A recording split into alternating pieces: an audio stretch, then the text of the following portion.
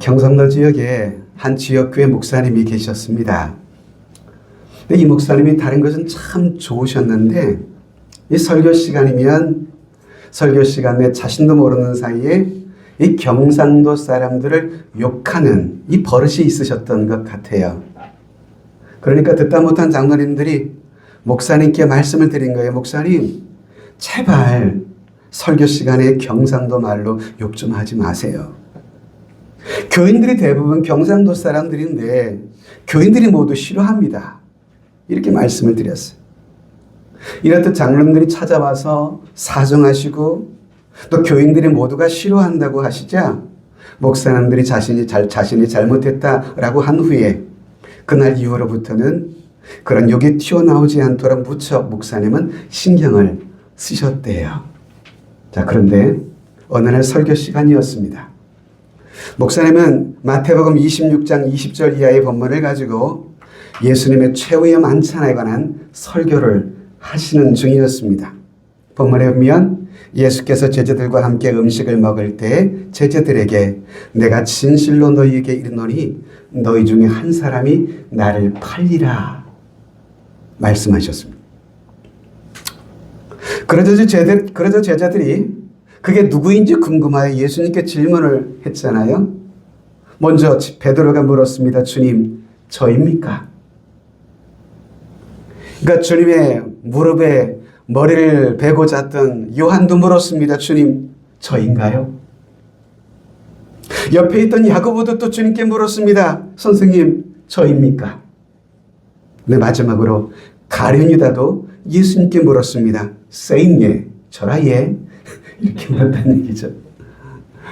예, 참 언어 습관이라는 게 참 무서웠던 것 같아요. 저도 이전에 지역교회 이렇게 목회를 할 때 대전에서 이렇게 부목사로 섬기던 교회가 한 11년 오랜 동안 섬기다 보니까 교회 하면 이전에 섬기던 교회 이름이 저도 모르게 기도 중에 튀어나오는 거예요. 11년을 기도하면서 하나님 우리 교회 대전에 새로남교회니까요. 새로남교회 이게 11년 동안 입술에 배가지고요. 제가 목회자로 설교를 기도하고 기도하다 보면 저도 모르게 있던 교회의 이름을 이야기해야 되는데 몇 차례 예전의 교회 이름을 언급한 거예요. 장로님들이 찾아왔습니다. 목사님은 지금 새로남교회 목사님이 아니라 저희 교회 목사님입니다.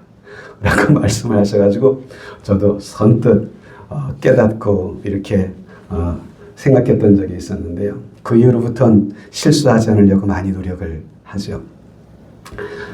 자, 오늘 설교 제목이 같이 해보실래요? 누구도 예외는 아닙니다. 오늘 이 말씀으로 주의 음성을 여러분들과 나누고 싶습니다. 여러분, 지난주에 우리가 다윗의 아름다운 믿음과 삶을 엿볼 수가 있었잖아요.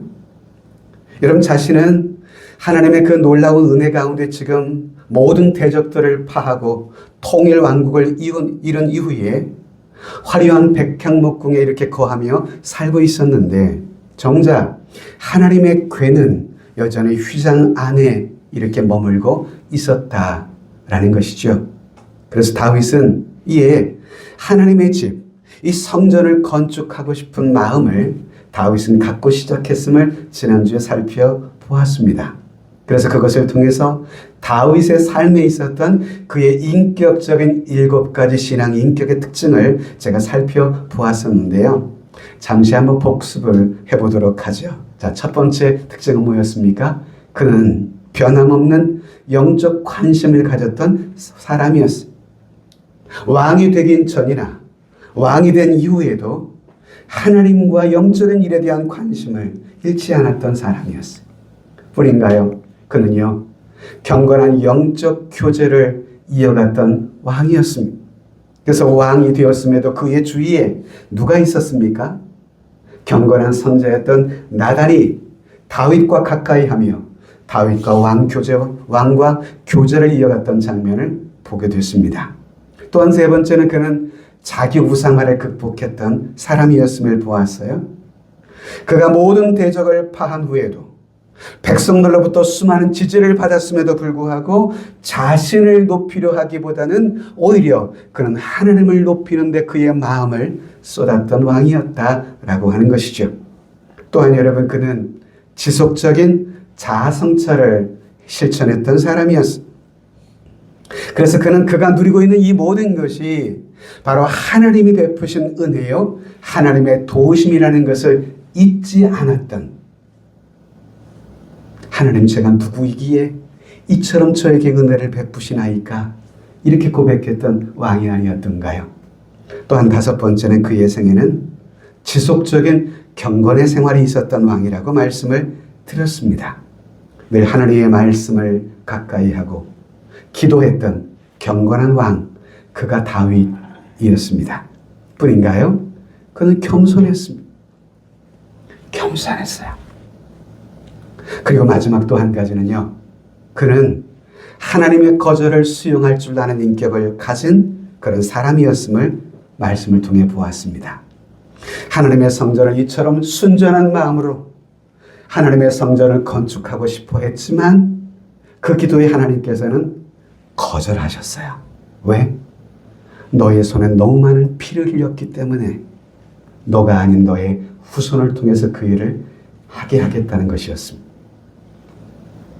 그러나 그는 자신의 손으로는 건축하지 못해도 자신의 아들이 그 일을 감당할 수 있도록 자신이 살아있는 동안 모든 귀자재를 다 준비하는 성실한 왕이기도 했습니다.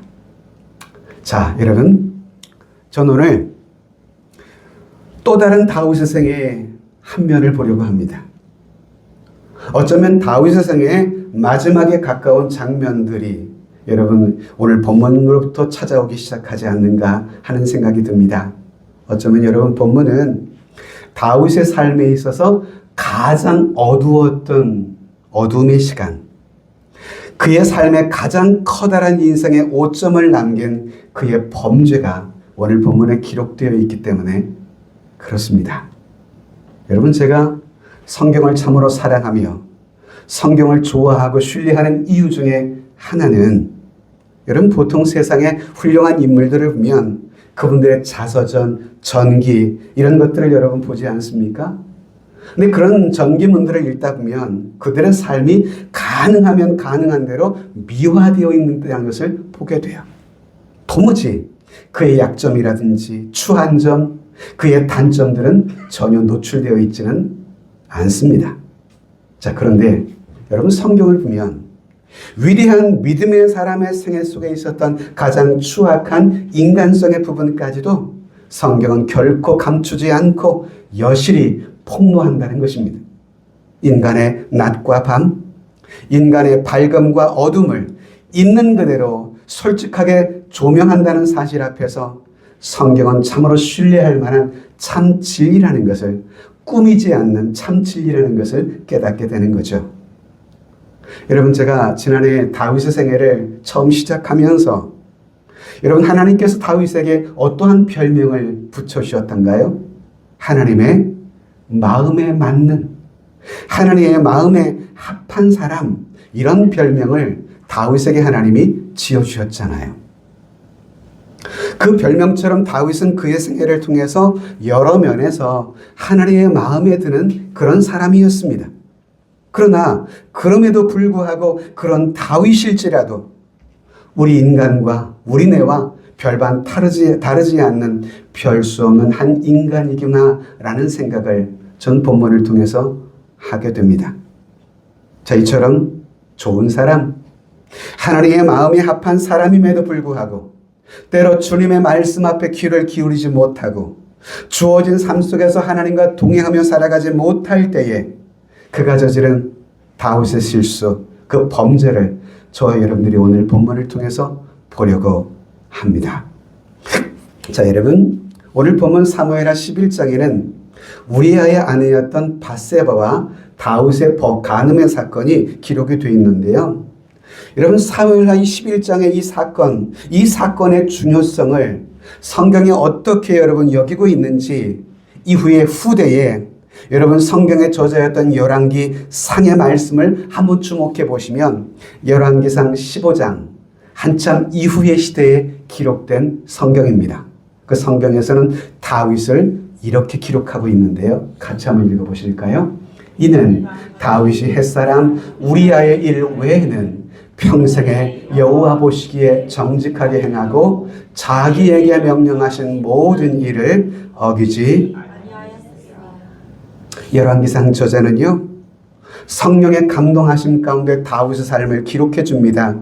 그가 우리아의 일 외에는 평생에 여호와 보시기에 정직하게 행한 사람이었다고요. 그렇습니다, 여러분. 오늘 이 밧세바와 다윗의 이 범죄의 사건은요, 다윗의 삶에 있어서 아주 유일한 오점이라고 말을 해도 과언이 아닐 정도의 사건입니다. 참으로 깨끗하고 아름다운 다윗의 인생의 그런 장애에 마치 먹물을 한 방울 톡 떨어뜨린 그런 사건, 그것이 바로 밧세바와의 이 범죄의 사건이라고 봅니다. 자, 여러분, 저는 오늘 여러분들과 함께 본문을 이 범죄의 원인을 좀 살펴보려고 해요. 다윗이 어쩌다가 그렇게 성실하고 신실한 믿음의 사람이었던 그가 어떻게 이런 함정에, 이런 범죄에 빠지게 됐을까? 묻지 않을 수 없잖아요. 우리 지금까지 얼마나 아름다운 다윗의 삶을 살펴보았습니다. 우린 본문에서 그가 저지른 이 상황의 범죄의 배후에 그렇게 되었던 몇 가지 중대한 원인들을 여러분들과 함께 찾아볼 수 있다고 생각합니다. 다윗이 왜 범죄했을까요? 저는 오늘 다윗의 범죄를 통해서 그만의 범죄가 아닐 수 있구나라는 생각이 듭니다. 이것은 목회자인 저에게도, 이 말씀을 듣는 모든 믿음의 가족들에게도 누구도 예외는 아닙니다. 그래서 설교 제목이 누구도 예외는 아닙니다. 여러분, 성경을 깊이 묵상하는 사람일수록 성경에 대해 질문을 많이 던질 줄 아셔야 합니다. 왜라고 하는 질문을 항상 던져보십시오. 왜? 그런 믿음의 사람 다윗이 왜 이 범죄를 저지르게 되었는가 말입니다. 그에 대한 답을 오늘 성경을 통해 찾아보도록 합시다. 그 첫 번째는요, 그의 범죄의 첫째 원인은 의무와 책임에 대한 태만에 있음을 성경은 보도해주고 있는데요. 자, 1절을 제가 읽습니다. 그 해가 돌아와 왕들이 출전할 때가 되매 다윗이 요압과 그에게 있는 그의 부하들과 온 이스라엘 군대를 보내니 그들이 암몬 자손을 멸하고 라파를 에워쌌고 다윗은 예루살렘에 그대로 있더라. 여러분, 이 1절을 그대로 지나치시면 안 됩니다. 우린 여기서 무엇을 발견할 수 있을까요? 전쟁이 나서 다윗이 자신의 휘하의 모든 장수들을 이 싸움을 하기 위해서 전쟁터로 다 내보냈는데, 그런데 정작 이 나라의 왕 다윗만은 한가롭게 예루살렘에 그대로 머물고 있었다라고 하는 이 사실을 놓치셔서는 안 됩니다. 이것은 평소 다윗답지 않은 모습이 아닐 수 없습니다. 여러분, 지금까지의 다윗의 생애를 통해서 그는 전쟁이 일어날 때마다 항상 최일선에서 앞장섰던 그런 전쟁의 영웅이고 전사였습니다. 그는 언제나 싸움터의 한복판에서 하나님과 함께 일하고 있었고, 그리고 그의 백성들과 함께하는 그런 전사였거든요. 그런데 유독 오늘 다윗의 범죄를 기록하는 이 장면에서 전쟁이 일어났던 바로 이때에 자기 휘하의 장수들과 모든 군사들을 동원하여 싸움터를 내보내면서 정작 자신은 한가롭게 예루살렘 성에 머물러 있었다. 이 사실을 성경의 저자는 놓치지 않고 기록하며 보도해주고 있습니다. 이것은 우리에게 무엇을 가르쳐 줄까요? 이것은 그에게 주어진 의무와 책임에 대한 태만을 보여주는 것, 바로 그것입니다. 신앙의 자유를 찾아서 아메리카로 갔던 청교도들이 있잖아요. 그 청교도들의 신앙 고백 가운데 이러한 유명한 고백이 있습니다. 게으른 마음, 나태한 마음은 사단의 공작실이다 라는 말을 했어요. 우리가 게을러질 때, 나태한 자리에 있을 때, 나의 책임과 의무를 등한히 하게 될 때, 바로 그때가 사단은 우리를 범죄와 유혹의 자리로 인도할 수 있다라고 하는 이 사실을 우리 모두가 놓쳐서는 안 될 것 같습니다. 그런 면에서 저와 여러분들은 어떠신가요? 나는 마땅히 하나님께서 내게 기대하시고 내게 주신 그 의무를 여러분들은 다하며 살아가고 있는지요? 내게 맡겨주신 그 책임을 다하고 있는지요? 남편으로서의 책임, 아내로서의 책임, 그리고 세상 속에서 살아가는 하나님의 백성으로서의 책임, 그리고 교회의 구성원으로서, 재직으로서, 성도로서 나는 이 모든 의무와 책임을 참으로 다하고 있는가? 주님께서 내게 맡기신 사명과 의무에서 내가 후퇴하기 시작할 바로 그때에 내 삶은 전락될 가능성이 있음을 우린 다윗의 사례를 통해서 도전받게 됩니다. 자, 두 번째, 다윗의 범죄의 원인은요, 그의 삶에 게으름에 있음을 성경은 말씀하고 있습니다.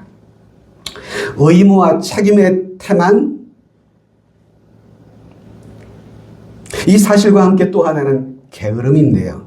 2절 한번 같이 읽어보실래요? 시작.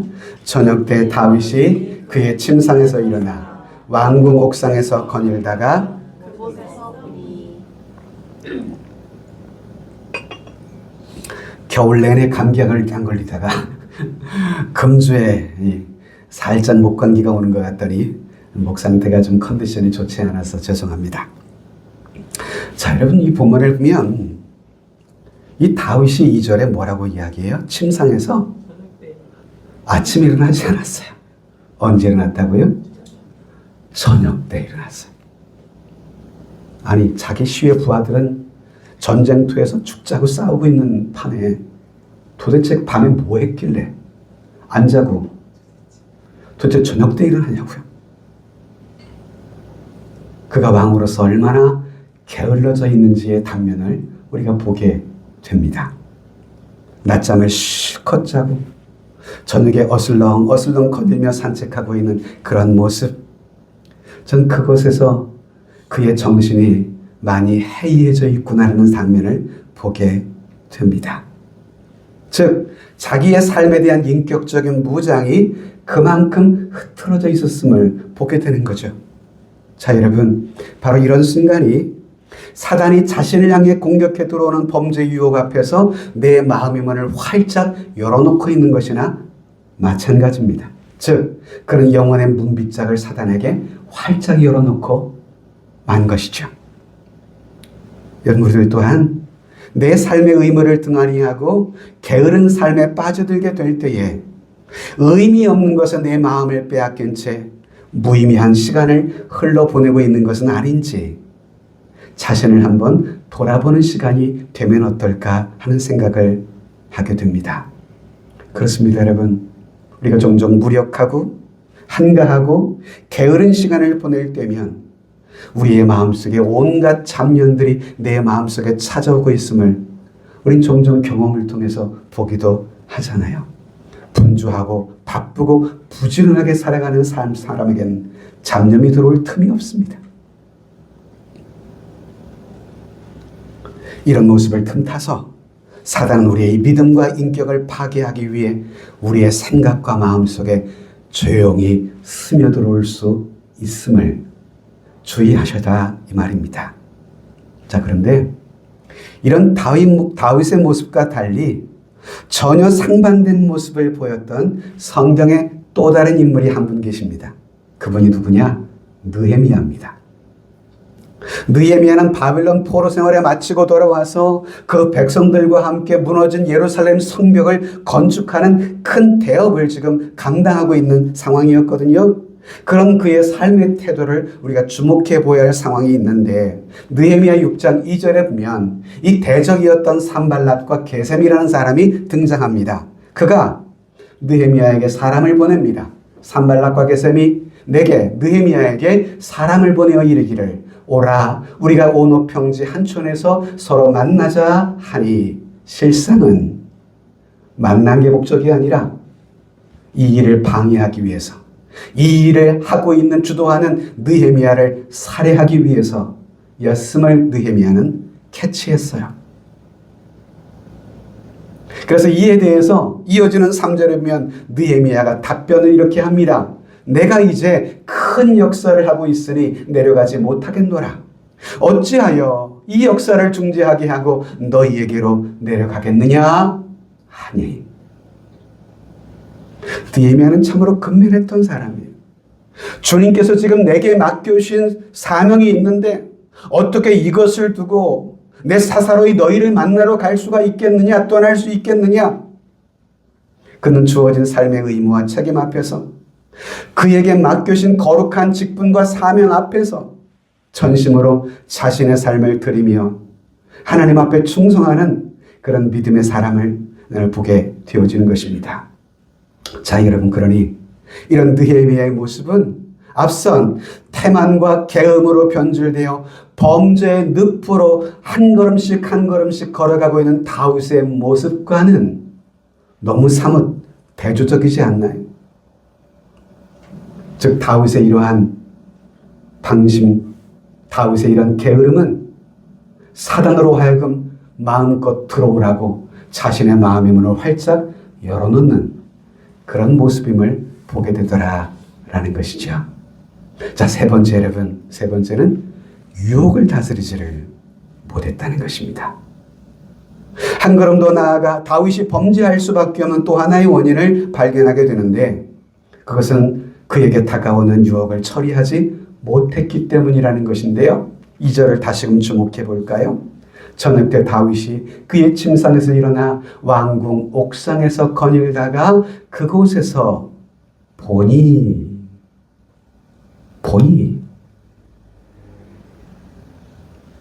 성경에서 많은 사람들 중에, 범죄한 이들 중에 이 보니라는 말과 연결된 사건들이 참 많아요. 아담과 하와를 한번 보세요. 아담과 하와가 여러분 무엇을 에덴 동산에서 보았나요? 그렇죠. 선악과를 봤어요. 여러분, 광야의 시대에 아간이라고 하는 이 사람이 범죄할 때 무엇을 보았나요? 금덩이와 외투의 눈이 멀었어요. 그것을 봤어요. 즉 보는 것 때문에 범죄에 빠진 사람들이 성경의 내용 속에나 오늘날 이 시대를 살아가는 우리들에게나 참 많은 것을 보게 됩니다. 자, 여러분, 아담이 에덴 동산에서 범죄했을 때 그들 앞에 세 가지 사단의 미끼가 있었습니다. 여러분, 사단이 준비한 아담과 하와를 향한 이 세 가지 미끼가 무엇이었을까요? 선악을 알게 하는 나무의 열매를 보는 순간 그들은 무엇을 여러분 보았습니까? 먹음직하고 보암직하고 그리고 탐스럽도 따라서 지혜롭게 할 만큼 탐스러웠다고 했어요. 이 세 가지 사실을 요한은 그의 서신을 통해서 이렇게 증언해주고 있거든요. 이 세상이나 세상에 있는 것들을 사랑하지 말라. 누구든지 세상을 사랑하면 아버지의 사랑이 그 안에 있지 아니하니 이는 세상에 있는 모든 것이 육신의 정욕과 안목의 정욕과 이성의 자랑이니 다 아버지께로부터 온 것이 아니요 세상으로부터 온 것이라. 자, 여러분, 여기서 육신의 정욕, 이것은 아담과 하와가 보았던 먹음직. 안목의 정욕은요, 보암직. 이생의 자랑은요, 지혜롭게 할 만큼 탐스러움.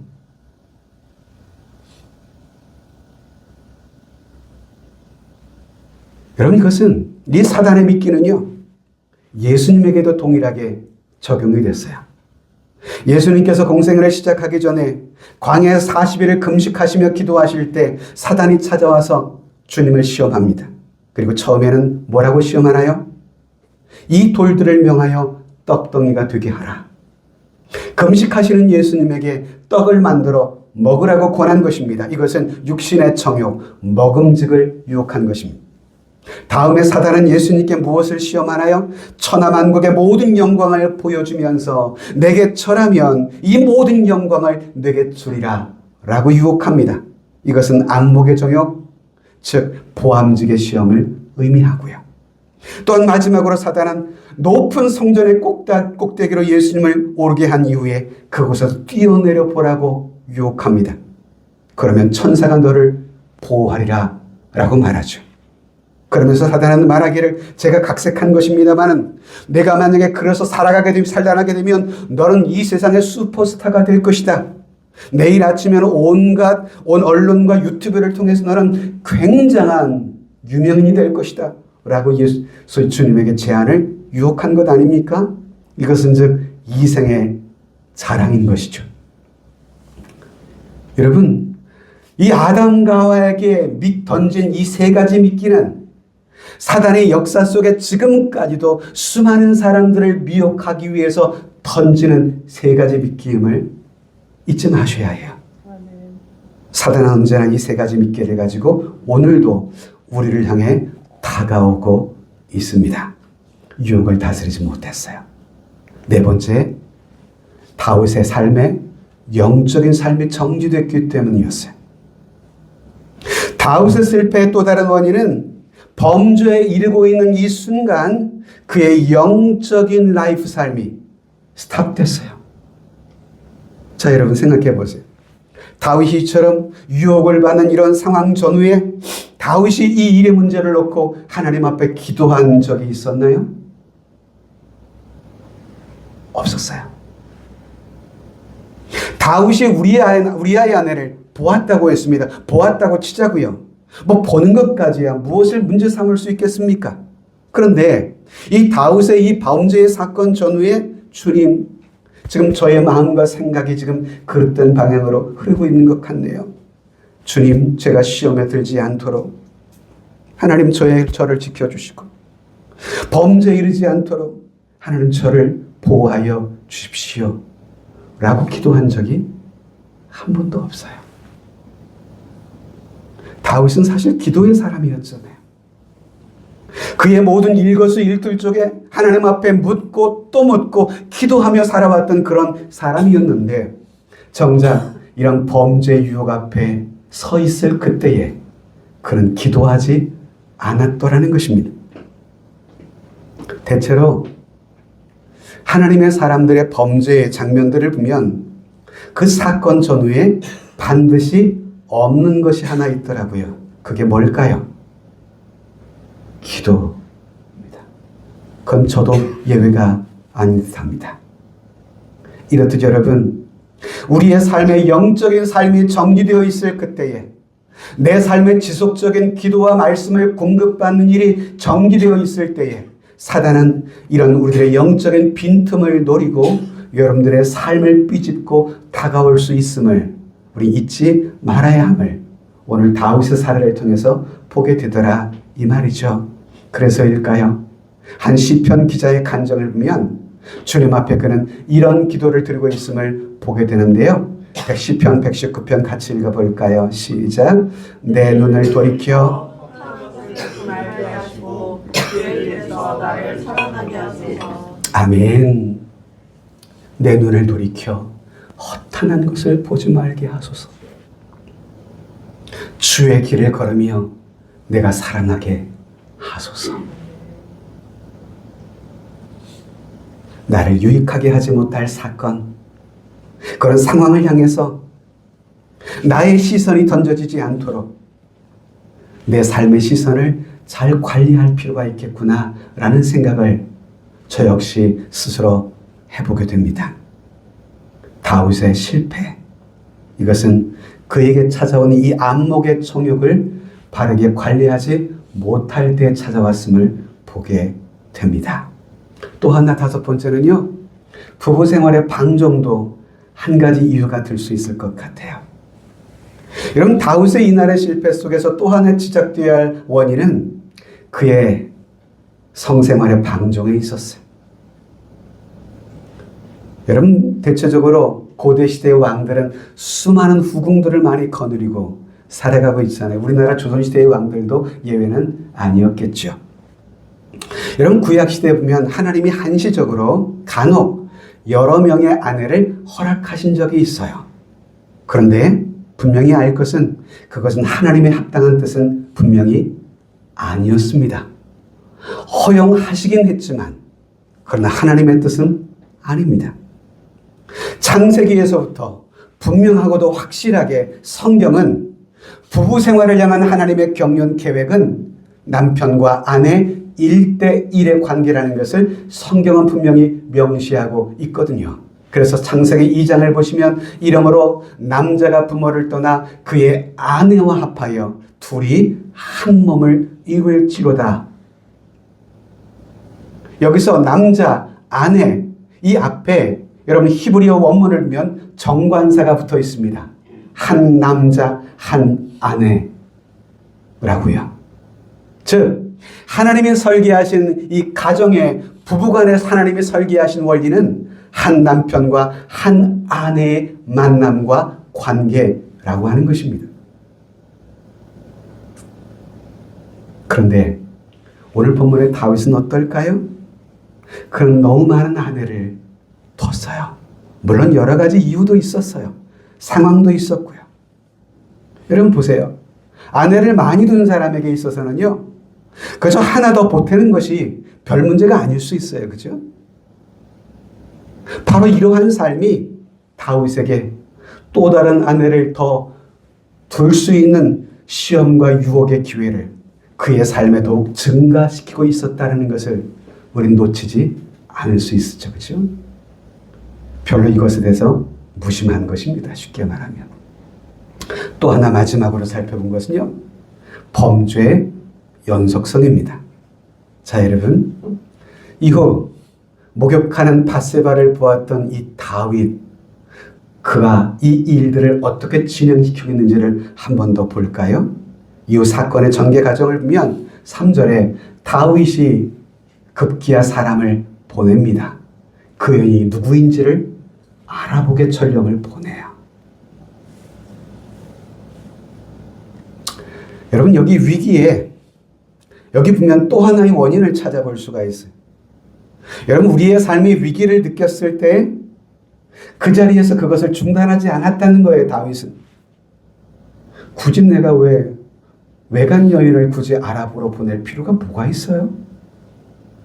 본 것이야 뭐라고 말할 수는 없지만 본 것으로 끝났으면 얼마나 좋았을까. 근데 보는 것으로 멈추지 않고 그 여인이 누구인지를 알아보게 합니다. 왜요? 의도가 있잖아요. 다윗은 계속해서 범죄의 늪으로 중단하지 않은 채 계속해서 지금 걸어가고 있는 상황이에요. 지금. 그래서 결국 다윗은 어디에까지 갔을까요? 3절 4절 같이 한번 보시겠습니다. 시작. 다윗이 사람을 보내 그 여인을 말에 대해 그는 예비하였느니요 세 사람을 위하여 밧세바가 아니니라. 다윗이 전령을 보내어 그 여인에게로 요구하고 그 여자가 그 사람을 깨끗하게 하였으므로 더불어 동침하되 그 여자가 자기 집으로 돌아가니라. 이렇게까지 사건이 지금 진행되고 있습니다. 자, 문제는 이것으로 이 모든 사건이 종결됐을까요? 아닙니다. 구단 구절을 믿어 기막힌 사건이 하나 소식이 터지게 되는데요. 그 여인이 밧세바가 임신하매 사람을 보내 다윗에게 말하 이르되 내가 임신하였나이다 하니라. 밧세바와 다윗의 하룻밤의 이 해프닝, 이 사건 하룻밤의 스캔들로 끝나지는 않았어요. 이 5절이 마치 또 다른 사건을 이후 벌어질 예고편과 같은 그런 아주 인상을 줍니다. 그죠? 밧세바의 임신의 소식. 이 소식은 또 다른 범죄로 이어지기 시작하는 전조 증상입니다. 그렇습니다, 여러분. 범죄는 결국 또 다른 범죄로 이어지게 됩니다. 또 다른 범죄로. 전 바로 여기에서 다윗의 생애 가장 인생의 큰 오점이 되는 또 다른 사건으로 비화되고 확대되는 것을 보게 될 것입니다. 고유 사건은 다음 주에 만나죠. 자, 여러분, 말씀을 맺습니다. 하나님의 사람, 하나님의 마음에 합한 사람하고 일컬어졌던 이 다윗, 그런 그의 삶에 있었던 그의 삶의 놀라운 실패, 그의 삶의 실패는 그만이 아닌 그 누구도 예외가 아닐 수 있는 사건이기도 하다는 것. 그래서 우리는 순간순간 하나님의 은혜가 필요한 것 같습니다. 할렐루야. 그래서 하나님의 도우심이 우리에겐 필요합니다.